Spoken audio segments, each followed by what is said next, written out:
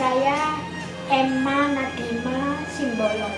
Saya tidak ada hubungan saudara atau famili. Pertama yang menjaga rumah ini kakek sama nenek saya. Rumah kakek dan nenek saya di depan, jadi berhadapan. Setelah kakek dan nenek saya meninggal, sekarang saya yang meneruskan dan menjaga rumah ini.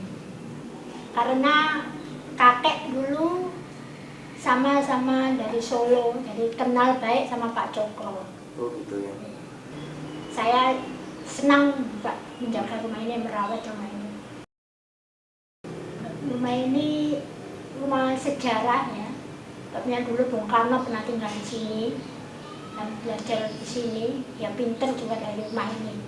Jadi saya biarpun tidak punya apa-apa, tapi saya senang menjaga rumah ini, merawat rumah ini. Di sini dia sebagai ketua PSII. Pertama yang tinggal di rumah ini orang Cina, kedua orang Arab.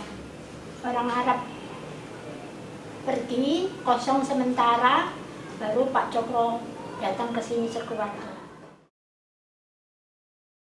Ya, jadi dia lahir 16 Agustus 1882 di Desa Bakur, Kabupaten Madiun. Nama aslinya Raden Mas Umar Said Cokro Aminoto. Dia masuk Ospia, Sekolah Pendidikan untuk Pamong Praja di Magelang. Kemudian tahun 1903 menjadi juru tulis Patih di Ngawi. Karena dia pada dasarnya memang benci dengan kehidupan aristokrat ya. Jadi dia keluar ya. Tahun 1906 dia berhenti dari jabatannya dan pindah ke Surabaya. Dia waktu itu tinggal di Gang Peneleh nomor 7. Istrinya Raden Ayu Suharsikin, putri Patih Ponorogo Raden Mas Mangunkusumo. Kehidupannya memang waktu itu sangat sederhana. Ya seperti tadi sudah saya terangkan, lampunya publik, nggak ada listrik, kemudian hidup juga sangat sederhana.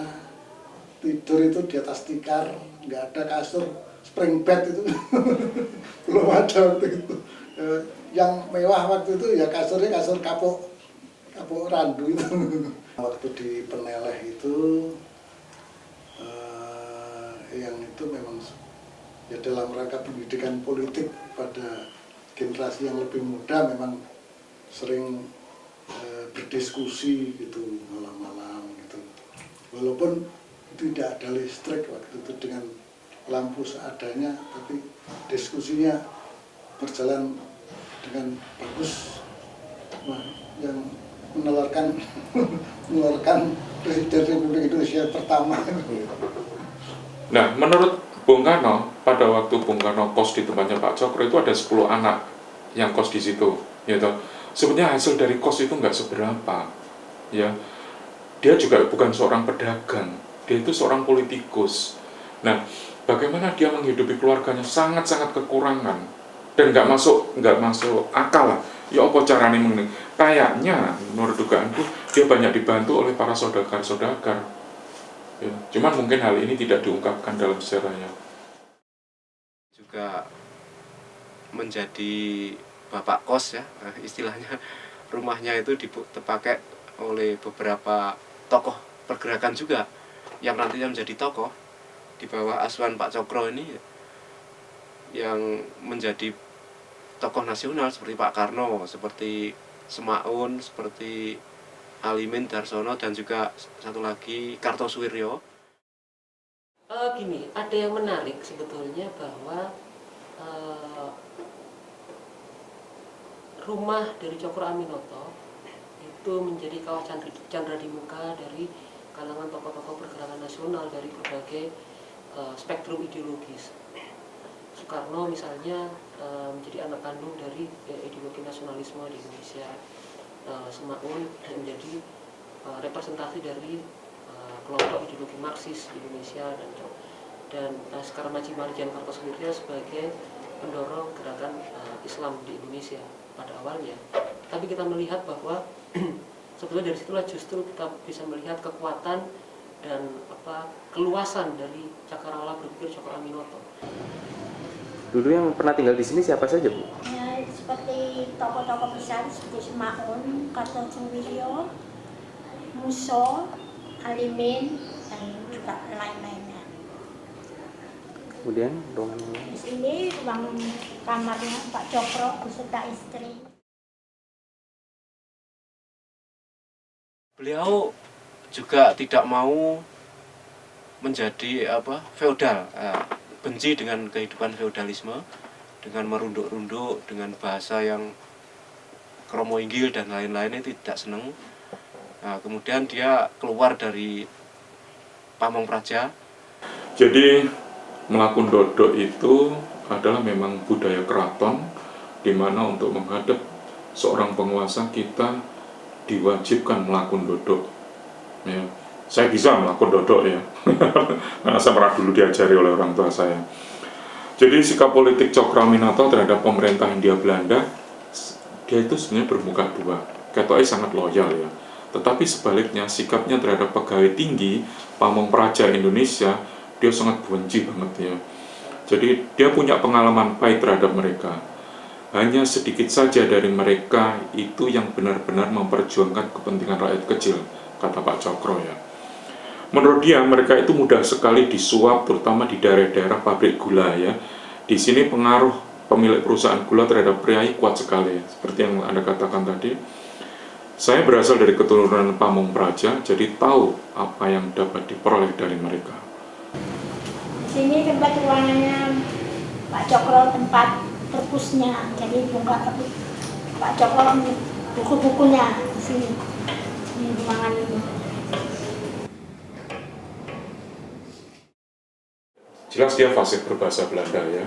Buku-buku bacaannya dia itu juga luar biasa. Tentang Marxisme itu dia baca sampai ngelontok gitu loh.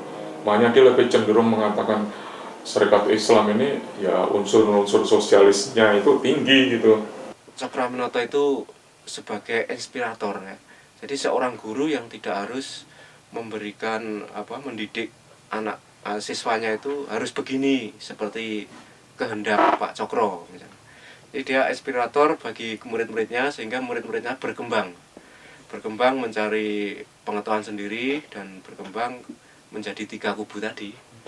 Jadi tidak membatasi muridnya menjadi apa yang dialami oleh Cokro. Jelas dia itu motivator sejati, yang jelas dia betul-betul motivator sejati. Jadi dia tahu murid-muridnya atau anak-anak yang kos di tempatnya dia itu fahamnya beraneka ragam. Dia cekoi dengan paham-paham nasionalisme versi Cokro Aminoto itu tadi. Gitu. Jadilah ya seperti itu tadi, Bung Karno, Semaun, Darsono, Alimin, Muso. Bukan hanya kita melihat dari buah-buah dari didikan Cokro, di mana kemudian kader-kader politiknya itu memiliki spektrum ideologis yang beragam, tapi lebih jauh dari itu adalah kecerdasan yang dimiliki Cokro untuk belajar dan memanfaatkan perangkat-perangkat politik dan organisasi modern tanpa harus kemudian menjadi kolaborator atau antek dari penjajah Belanda. Jadi ada pidatonya Pak Cokro waktu dia diundang sebagai pembicara di rumah sakit Simpang, atau orang Belanda menyebutnya CBZ ya.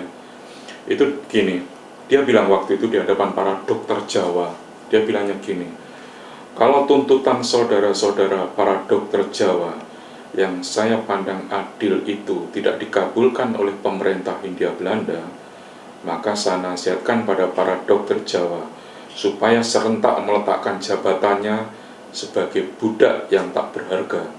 Terjunlah ke masyarakat, pimpinlah rakyat di desa-desa, dan terimalah menjadi dukun rakyat dengan pembayaran setalen tiap pasien. Terjunlah jadi dukunnya rakyat kaum tani di desa-desa. Suaranya itu menggelegar tanpa loudspeaker, bisa didengar oleh ribuan orang di rapat di lapangan gitu. Nggak tahu itu gimana anunya. Dia bermain cantik Bermain cantik artinya gini, pernah dia dalam suatu pidato mengatakan, tidak benar kalau kita ini Sarekat Islam ini melawan pemerintah, 1000 kali tidak benar. Ya, kami tetap minta perlindungan pada pemerintah, kami tetap menghormati Sri Ratu Belanda gitu. Iku omongannya nang ngarep londo. Tapi sakjane gak ngono deh. Makanya saya katakan dia pemain watak deh itu. Bahkan diceritakan suaranya dia itu kan menggelegar, padahal waktu itu kurang mikrofon ya.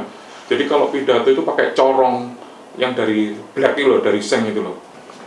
Ada lagi ya, pada waktu sidang Volksrat atau Dewan Rakyat ya, ia pun mengucapkan kata-kata legendaris. Jika pemerintah tidak hendak mengindahkan segala tuntutan itu dalam waktu 5 tahun, maka Sarekat Islam sendiri yang kelak akan melaksanakannya. Nah, orang-orang Belanda yang hadir di dalam Volkskrant itu sampai bergumam begini, Sinse werklik Javanen, benarkah dia itu orang Jawa? Kok bisa ngomong gitu loh. Lukanya dia raja tak bermahkota. Artinya dia dulu kan pemimpin PSII yang Pada saat dia dijuluki sebagai raja tanpa mahkota atau sebagai representasi Ratu Adil, Cokro Aminoto kemudian menolak gelar-gelar tersebut karena menurut dia bahwa gelar-gelar Ratu Adil atau raja tanpa mahkota dalam pandangan Cokro Aminoto justru membuat bangsa ini tidak memiliki mental yang merdeka. Pak Cokro datang ke Sumeneb, Madura ya. Jadi pada waktu itu masa ribuan yang sudah menanti kedatangan Pak Cokro. Usai Pak Cokro berpidato, maka bergemuruhlah massa bersorak bertepuk tangan dengan gegap gempita. Usai rapat, massa tak mau keluar dari gedung. Mereka berebutan ingin mencium tangan sang juru selamat. Tak bisa bersalaman, mereka berdesakan berusaha bisa memegang tubuhnya, jasnya atau baunya. Melihat suasana semakin kacau, panitia mengamankan Pak Cokro agar masuk ke belakang gedung dan meminta massa untuk bubar. Tetapi apa jawab mereka? Kami datang bukan untuk mendengarkan orang bicara, tapi kami ingin melihat Raden Mas. Maksudnya Raden Mas Cokro Aminoto ini, dan mencium tangannya.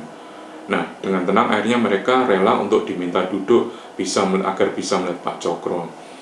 Begitu keadaan tenang, Pak Cokro keluar agar bisa dilihat oleh massa. Ketika sampai di luar gedung, massa sudah tidak terkendalikan lagi. Dan pada saat itu, massa melompat, pokoknya meranggih Pak Cokro, tapi Pak Cokro melompat ke kursi. Nah, pada saat itu, yang bisa dipegang oleh massa itu Haji Agus Salim. Ya. Nah, saya bukan Pak Cokro, kata Pak Haji Agus Salim. Apa jawab mereka? Tidak apa-apa, sampean kan patihnya. Nah, seperti itu. Adik, tahu nggak kalau jadi keturunannya Pak Cokro Aminoto? Enggak.